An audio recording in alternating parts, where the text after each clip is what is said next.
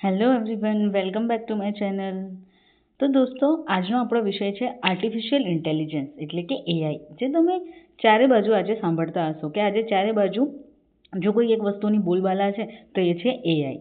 આપણે જ્યાં જઈએ તે આપણને એઆઈ સાંભળવા મળે છે. તો આ એઆઈ છે શું એ આપણે આ નિબંધમાં શીખીશું.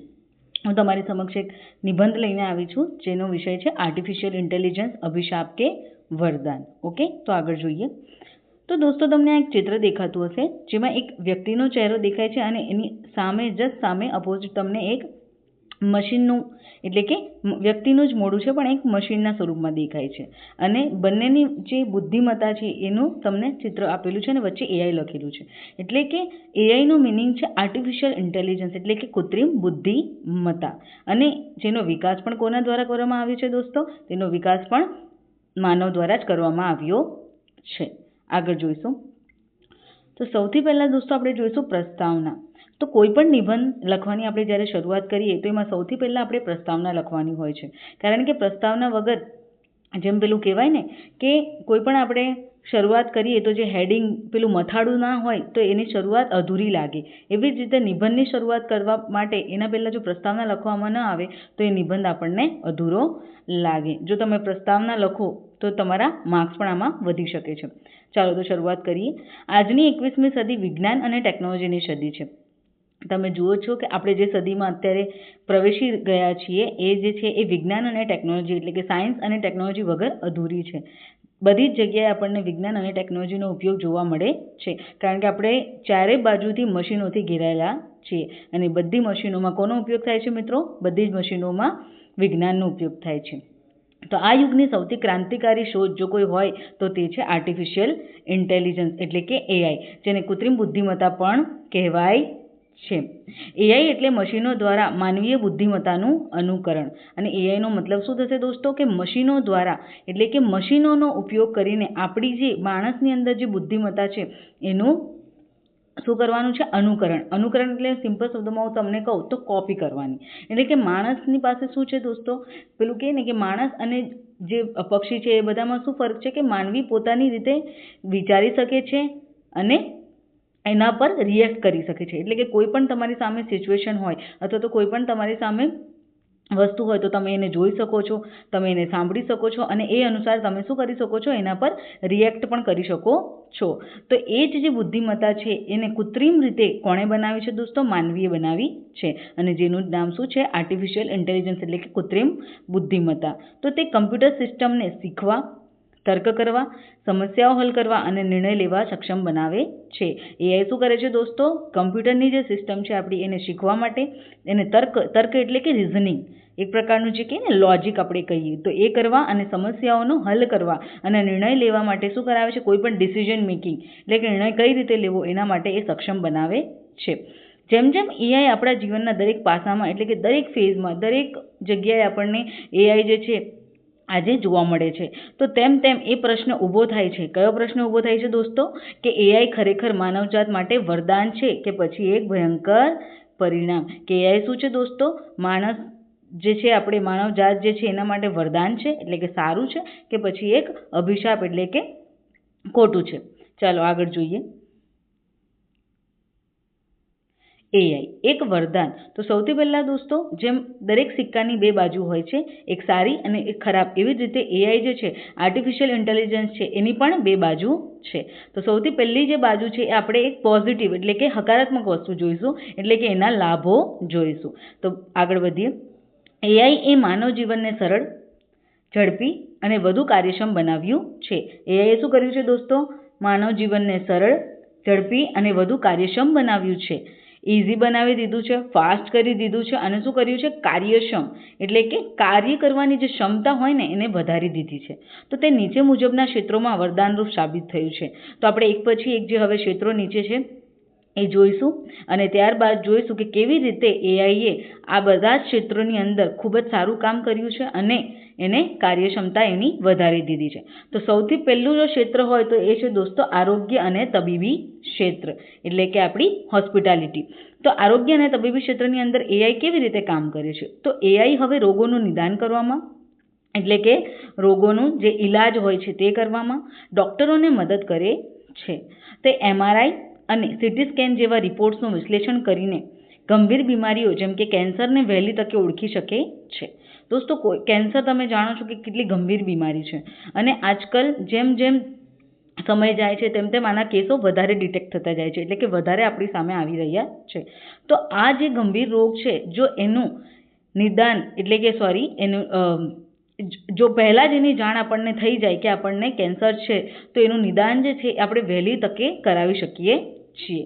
તો AI શું કરે છે દોસ્તો? MRI અને CT સ્કેન તમે જાણતા હશો, જે એના જે રિપોર્ટ્સ હોય છે એનું વિશ્લેષણ એટલે કે એના ઉપરથી એનું વિશ્લેષણ કરીને ગંભીર બીમારીઓને શું કરે છે? વહેલી તકે ઓળખી લે છે. અને રોબોટિક સર્જરી દ્વારા જટિલ ઓપરેશન પણ હવે સરળ બન્યા છે.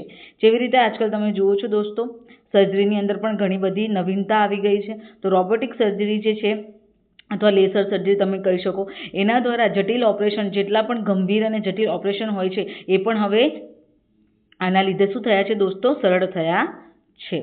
ચલો, બીજું ક્ષેત્ર જે છે એ આપણે જોઈએ દોસ્તો. બીજું ક્ષેત્ર છે આપણું શિક્ષણ અને સંશોધનનું ક્ષેત્ર, એટલે કે એજ્યુકેશન એન્ડ રિસર્ચ. તો AI વિદ્યાર્થીઓની જરૂરિયાત મુજબનું વ્યક્તિગત શિક્ષણ એટલે કે પર્સનલાઇઝ લર્નિંગ પૂરું પાડે છે. આર્ટિફિશિયલ ઇન્ટેલિજન્સ શું કરે છે દોસ્તો? વિદ્યાર્થીઓની જરૂરિયાત એટલે કે કયા વિદ્યાર્થીને કઈ પ્રકારની જરૂર છે. જેમ કે તમે ઉદાહરણ લો કે મને વિજ્ઞાનમાં ખૂબ રસ છે અને જો મને હાર્ડવેરનો ખૂબ શોખ છે, અથવા તો કઈ રીતે કઈ વસ્તુ બને છે અથવા કઈ રીતે એને બનાવાય અથવા એની પ્રક્રિયા મારે જાણવી છે, તો મારે જો એ પ્રકારનું પ્રેક્ટિકલ નોલેજ જોઈતું હોય તો એ વ્યક્તિગત કહેવાય કે પર્સનલ, મને શું શીખવું છે એ પ્રકારનું શિક્ષણ કોણ પૂરું પાડે છે દોસ્તો? AI એટલે કે આર્ટિફિશિયલ ઇન્ટેલિજન્સ. તે શિક્ષકોને પુસ્તકો અને લેક્ચર્સ બનાવવામાં પણ મદદ કરે છે. AI શું કરે છે મિત્રો? શિક્ષકોને પુસ્તકો અને લેક્ચર્સ બનાવવામાં પણ પૂરતી મદદ કરે છે, જેથી જ્ઞાન વધુ ઝડપથી ફેલાય છે. આગળનું ક્ષેત્ર છે દોસ્તો વ્યવસાય અને ઉત્પાદન.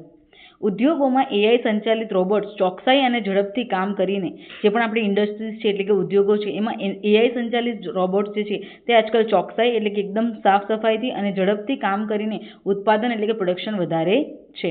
ઓટોમેશનના કારણે ભૂલો ઘટે છે અને ખર્ચ પણ ઓછો આવે છે. આગળ વધીએ તો આગળનું ક્ષેત્ર છે આપણું રોજિંદા જીવનમાં. તો દોસ્તો, આપણે વિવિધ ક્ષેત્રો તો જોયા, પણ એના સિવાય રોજિંદા જીવનમાં એટલે કે આપણા રોજબરોજના જીવનમાં પણ AI ખૂબ જ મદદરૂપ બને છે. જેમ કે ગૂગલ અસિસ્ટન્ટ છે, એલેક્સા લઈ લો તમે, અને સ્માર્ટફોનના જે ફેશિયલ રિકગ્નિશન છે, આ બધા જે શું છે દોસ્તો? એક પ્રકારના AI ટૂલ્સ છે. તો આ AI ટૂલ્સ આપણા જીવનનો શું બની ગયા છે? ભાગ બની ગયા છે. AI ટ્રાફિકનું સંચાલન કરીને અકસ્માતો ઘટાડવામાં પણ મદદ કરે છે. એટલે કે હવે તો AI શું કરે છે? ટ્રાફિકનું જે સંચાલન એટલે કે મેનેજમેન્ટ કરીને અકસ્માતો ઘટાડવામાં પણ આપણી મદદ કરે છે. ઓકે, તો સિક્કાની એક બાજુ તો મિત્રો આપણે જોઈ લીધી. હવે વારો આવે છે સિક્કાની બીજી બાજુ જોવાનો. તો બીજી બાજુ છે ગેરલાભો એટલે કે અભિશાપ. કઈ રીતે AI એક અભિશાપ પણ બની શકે છે? કઈ રીતે અભિશાપ પણ બની શકે છે? તો એ આપણે આગળ જોઈશું. તો સૌથી પહેલું છે, જ્યાં AIના અનેક લાભો છે ત્યાં તેના કેટલાક ગંભીર પડકારો પણ છે, જે તેને અભિશાપ સમાન બનાવી શકે છે. AIના ફાયદા તો આપણે જોઈ લીધા, પણ એના સિવાય કેટલાક ગંભીર એટલે કે નુકસાન પહોંચાડે એવા, ગંભીર એટલે કે આપણે એને અવગણી ન શકીએ એવા પડકારો પણ છે, જેને તેને અભિશાપ પણ બનાવી શકે છે. તો બધાથી પહેલો અભિશાપ છે દોસ્તો રોજગારી પર સંકટ, અને સૌથી ચિંતાજનક વિષય બની ગયો છે. તો સૌથી મોટો ભય એ છે કે AI અને રોબોટ્સ માનવીય કાર્યો સંભાળી લેશે. એટલે કે હવે એવી વાતો આવે છે કે AI જે છે અને જે રોબોટ્સ છે એ માનવીય કાર્યો એટલે કે આપણા રોજમરોજના કાર્યો જે આપણે કરીએ છીએ એ સંભાળી લેશે, જેનાથી લાખો લોકોએ નોકરી ગુમાવવી પડશે અને બેરોજગારીનું પ્રમાણ પણ વધશે. એટલે કે જો AI જો આપણા બધા જ કામ કરવા લાગી જશે તો આપણા જે રોજબરોજના કામ છે અથવા તો જે આપણી નોકરી છે એ કોણ કરશે? એ AI અગર કરશે તો આપણે તો આપણી નોકરી ગુમાવવી પડશે, અને જો આપણે નોકરી ગુમાવી દઈશું તો બેરોજગારીનું પ્રમાણ વધી જશે. ઓકે, આગળ વધીએ દોસ્તો. બીજો જે ગેરલાભ છે એ છે ડેટા અને ગોપનીયતાનો ભંગ. ડેટા એટલે કે માહિતી અને ગોપનીયતા એટલે કે સિક્રેસી દોસ્તો, તો એનો ભંગ. એઆઈ વિશાળ માત્રામાં વ્યક્તિગત ડેટાનો ઉપયોગ કરે છે. એઆઈ શું કરે છે દોસ્તો? મોટી માત્રામાં કેવી રીતે એ બધા આટલા બધા કાર્ય કરી શકે, કેવી રીતે માનવી જેવી માનવી જેટલી બુદ્ધિમત્તા વાપરી શકે છે? કારણ કે એ શું કરે છે? વિશાળ એટલે કે મોટા પ્રમાણમાં શું કરે છે? વ્યક્તિગત ડેટા એટલે કે આપણી જે નાની નાની માહિતી હોય છે એનો ઉપયોગ કરે છે અને આ ડેટાનો દુરુપયોગ પણ થઈ શકે છે, જેના કારણે વ્યક્તિગત ગોપનીયતા એટલે કે પ્રાઇવસી જોખમાય છે. એટલે કે માનવી જે એઆઈનો ઉપયોગ કરે છે તો એઆઈ આપણી નાની નાની ડિટેલ્સનો ઉપયોગ કરે છે. એના કારણે શું થઈ શકે છે? આ એક મોટો પ્રશ્ન ઊભો થાય છે કે જેના કારણે શું થાય છે? વ્યક્તિગત ગોપનીયતા એ પણ જોખમાય છે. આગળ વધીએ. સર્જનાત્મકતામાં ઘટાડો. સર્જનાત્મકતા એટલે ક્રિએટિવિટી, એમાં ઘટાડો થાય છે. જો વિદ્યાર્થીઓ કે વ્યક્તિઓ દરેક કાર્ય માટે, વિદ્યાર્થીઓ તમે પણ જોયું હશે કે આજકાલ દરેક કાર્ય માટે આપણે શું કરીએ છીએ? હંમેશા ચેટ જીપીટી લઈ લો તમે, કે પછી એવા ગૂગલ અસિસ્ટન્ટ અથવા તો એઆઈના એટલી બધી એપ્સ આવી ગઈ છે કે જેનો આપણે ઉપયોગ કરતા થઈ ગયા છે. આપણે પોતે આપણું મગજ વાપરવાનું ભૂલી ગયા છે. આપણે પોતે વિચારવાનું બંધ કરી દીધું છે. એટલે આપણી ક્રિએટિવિટી જે છે, આપણી સર્જનાત્મકતા છે, જે ધીરે ધીરે ઘટતી જાય છે અને એક દિવસે એટલી ખતમ થઈ જશે કે આપણને આપણી યાદશક્તિ પર પણ એ ખૂબ મોટો પ્રભાવ પાડી શકે છે. તો જો વિદ્યાર્થીઓ કે વ્યક્તિઓ દરેક કાર્ય માટે એઆઈ પર નિર્ભર રહેશે તો તેમની પોતાની વિચારશક્તિ અને સર્જનાત્મકતા નબળી પડશે. તો દોસ્તો મેં તમને જેમ કીધું એમ કે એક દિવસ એવો આવશે કે આપણે યાદશક્તિ પણ ગુમાવી બેસવાનો આપણને ભય રહેશે. ઓકે, આગળ વધીએ દોસ્તો. આગળ છે અસમાનતામાં વધારો. તો એઆઈ ટેકનોલોજી માત્ર ધનિક દેશો કે મોટી કંપનીઓ પૂરતી સીમિત રહે તો ગરીબ અને પછાત વર્ગ વચ્ચે ટેકનોલોજીની અસમાનતા વધી શકે છે.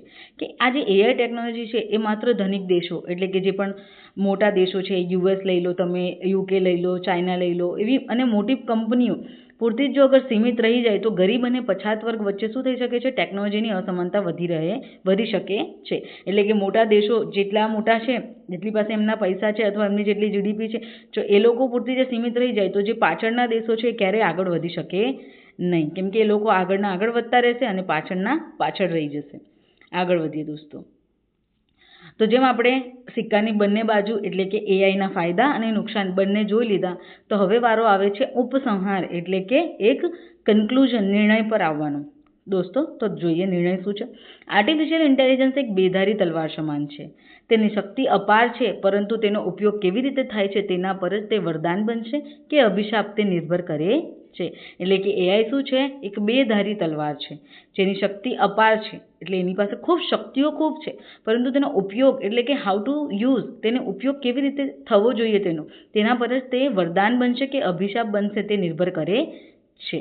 જો આપણે એઆઈનો ઉપયોગ માનવ કલ્યાણ એટલે કે માનવીનું સારું કરવા માટે, શિક્ષણ એટલે કે એજ્યુકેશન માટે અને સ્વાસ્થ્ય જેવા સકારાત્મક હેતુઓ માટે કરીએ, એટલે કે આ જે બધી પોઝિટિવ વસ્તુઓ છે એના માટે જો આપણે એઆઈનો ઉપયોગ કરીએ તો તે નિઃશંકપણે એક વરદાન છે. તો તે એનામાં કોઈ શંકા નથી કે એક વરદાન બની શકે છે. પરંતુ જો તે માત્ર માણસની નોકરીઓ છીનવી લેવા, ખાનગી માહિતી ચોરી કરવા, એટલે કે કોઈની પણ જે પ્રાઇવેટ ડિટેલ્સ છે, જેમ કે તમે આજે લઈ લો ક્રેડિટ કાર્ડની ડિટેલ્સ થઈ ગઈ, ડેબિટ કાર્ડની ડિટેલ્સ થઈ ગઈ, અથવા તો કોઈની પણ જે ખાનગી માહિતી, એના જે પર્ટિક્યુલર તમે ડેટા હોય છે તે ચોરી કરી લો, કે યુદ્ધના શસ્ત્રો બનાવવા માટે વપરાય તો તે વિનાશક અભિશાપ પણ સાબિત થઈ શકે છે. તો આપણે યુવાનોએ એઆઈની ટેકનોલોજીને સમજવાની, એટલે કે પ્રોપર આપણે શું છે આ એઆઈ એને સમજવાની અને તેના સકારાત્મક ઉપયોગ પર ધ્યાન કેન્દ્રિત કરવાની શું છે દોસ્તો? જરૂર છે. અને જેથી આપણે ભવિષ્યને વધુ ઉજ્જવળ બનાવી શકીએ. તો હું આશા રાખું છું દોસ્તો કે આ નિબંધ તમને ઉપયોગી થશે. શું તમે આ નિબંધને લગતા અન્ય કોઈ પ્રશ્ન પૂછવા માંગો છો? અને જો તમે કોઈ પ્રશ્ન પૂછવા માંગો છો તો તમે કોમેન્ટ બોક્સમાં ટાઈપ કરી શકો છો. હું તમારા જવાબ ચોક્કસ આપીશ. Thank you.